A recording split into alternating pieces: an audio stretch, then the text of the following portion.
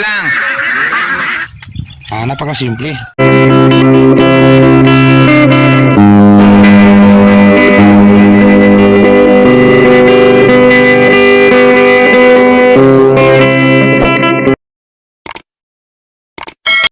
To morning mga kasakto.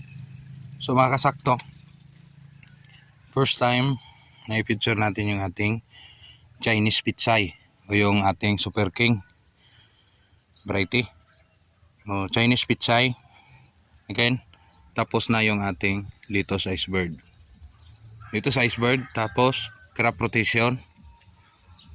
Hanap naman tayo na crop na hindi masyadong, actually the same lang sila, pero gusto ko yung mas konting changes sa kanyang fertilization. So ang fertilization ni pitsay hindi same ni Litos na grabe yung tira na synthetic at organic.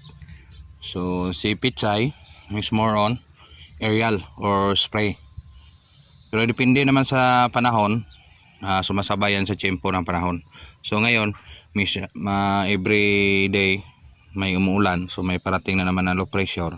So in-expect natin na humid weather condition, so medyo mamasa-masa yung ating area. So again, nabungkal at na-land prep na lahat nating area. So again, option for starting for another crop. So yan yung land preparation. Isang araro pa lang yan.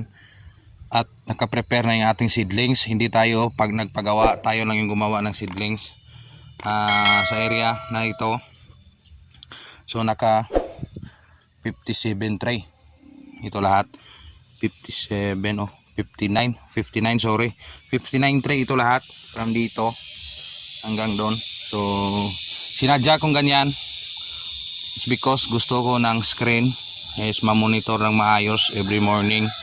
Hindi ko na pinatagal yung screen kasi yung net, kasi gusto ko maging tuyo lagi yung puno kasi maulan. So yung ating seedlings hindi naman ganoon ka perfect, pero yan marami naman yung hindi sumibol, pero at least marami yung lumabas. Nasa 80% siguro yung lumabas. Yan, pansin nyo doon.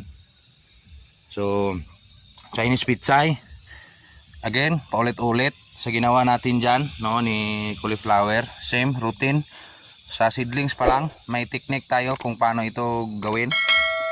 Naka-prepare na tayo dito ng tubig, 4 na 16 liter. Diligan natin yan ng 1/4 kalahati lang na o kalahati ng lata ng sardinas siguro, o less pa, laser lang. Ipakain natin dyan, ilagay natin sa taga 4 na 16 liter. So yan, lagyan yan at tapos dito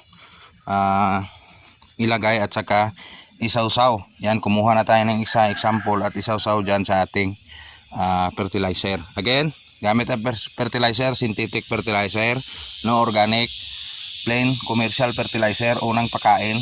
At syempre, nag-update din tayo dito every 2 days, actual spray.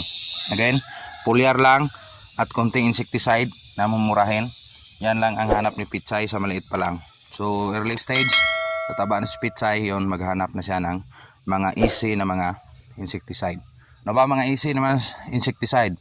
Yung mga synthetic na mga insecticide. So bago yan, ipakita ko muna sa inyo kung paano ito ginawa, yung ating